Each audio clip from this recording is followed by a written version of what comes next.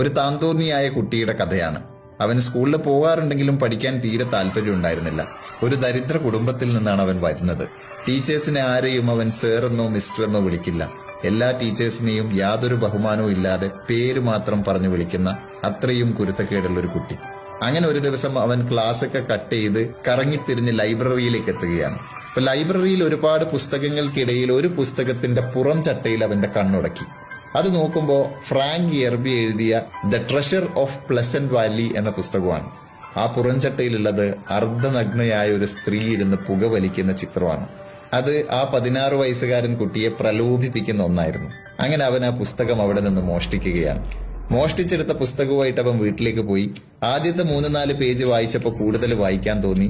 അങ്ങനെ ആ പുസ്തകം മുഴുവനായിട്ട് അവൻ വായിച്ചു തീർക്കുകയാണ്. കുറച്ച് ദിവസങ്ങൾക്ക് ശേഷം വായിച്ചു കഴിഞ്ഞ ആ പുസ്തകം ആരും കാണാതെ തിരിച്ചു കൊണ്ടുവെക്കാൻ വേണ്ടിയിട്ട് ലൈബ്രറിയിൽ എത്തിയപ്പോൾ ആ പുസ്തകം ഇരുന്നതിന്റെ തൊട്ടടുത്തായിട്ട് ഇതേ ഓതറുടെ മറ്റൊരു പുസ്തകം. ഈ പുസ്തകം അവിടെ വെച്ച് അവൻ രണ്ടാമത്തെ പുസ്തകം എടുത്ത് വീട്ടിലേക്ക് പോയി. അടുത്ത ഏതാനും ദിവസങ്ങൾ കൊണ്ട് അവൻ ആ പുസ്തകവും മുഴുവനായിട്ട് വായിച്ചു തീർത്തു. അത് തിരിച്ചു കൊണ്ടുവെക്കാൻ ചെന്നപ്പോൾ അവിടെ അതേ ഓതറുടെ മറ്റൊരു പുസ്തകം വീണ്ടും.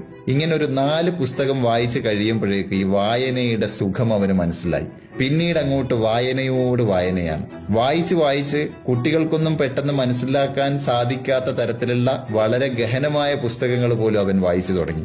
കുറച്ചുകൂടി കഴിഞ്ഞപ്പോൾ അവൻ പത്രങ്ങളും മാസികകളും വായിച്ചു തുടങ്ങി. പതിയെ സ്കൂളിലെ പുസ്തകങ്ങളും വായിച്ചു തുടങ്ങി. അങ്ങനെ പഠിക്കാൻ ഒട്ടും താല്പര്യമില്ലാതിരുന്ന ആ കുട്ടി സ്കൂളിലെ പുസ്തകങ്ങളൊക്കെ വായിച്ച് പഠിച്ച് പരീക്ഷ എഴുതി പാസ്സായി കോളേജിലെത്തി നിയമത്തിൽ ബിരുദം നേടി 1991 അർക്കൻസാസിലെ കറുത്ത വർഗക്കാരനായ ആദ്യത്തെ ജില്ലാ പ്രോസിക്യൂഷൻസ് അറ്റോർണിയായിട്ട് മാറി. കുറച്ചുകൂടി കഴിഞ്ഞപ്പോൾ അവിടെ തന്നെ ജഡ്ജായും അയാൾ വളർന്നു.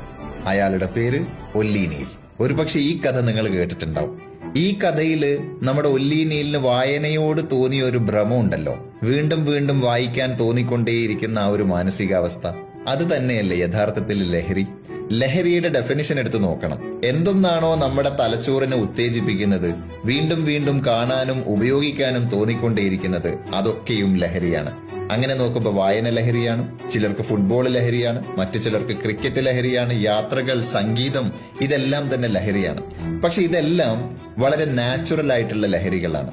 ഇങ്ങനെ നാച്ചുറൽ ആയിട്ടുള്ള ലഹരി ഒരാൾക്ക് കിട്ടാതെ വരുമ്പോഴല്ലേ സിന്തറ്റിക് ആയിട്ടുള്ള ലഹരി തേടി പോകാനുള്ള സാധ്യതയുള്ളത്. ചില തൈറോയിഡ് പേഷ്യൻസിനൊക്കെ കണ്ടിട്ടില്ലേ, അവരുടെ ശരീരത്തിലെ തൈറോയിഡ് ഗ്രന്ഥി ആവശ്യമായ ഹോർമോൺ ഉൽപ്പാദിപ്പിക്കാതെ വരുമ്പോൾ ശരീരത്തിന് ആവശ്യമായ തൈറോയിഡ് ഹോർമോൺ ഓരോ ദിവസവും സിന്തറ്റിക്കായി ഇങ്ങനെ ഗുളിക രൂപത്തിൽ അവർക്ക് കഴിക്കേണ്ടി വരും. അതുപോലെ തന്നെയാണ് ലഹരിയും. പക്ഷെ നാച്ചുറൽ അല്ലാത്ത എല്ലാത്തിനും ഒരു സൈഡ് എഫക്റ്റ് ഉണ്ട്. അതുപോലെ സിന്തറ്റിക്കായ ലഹരിക്കും വലിയ സൈഡ് എഫക്റ്റുകൾ ഉണ്ട്. അത്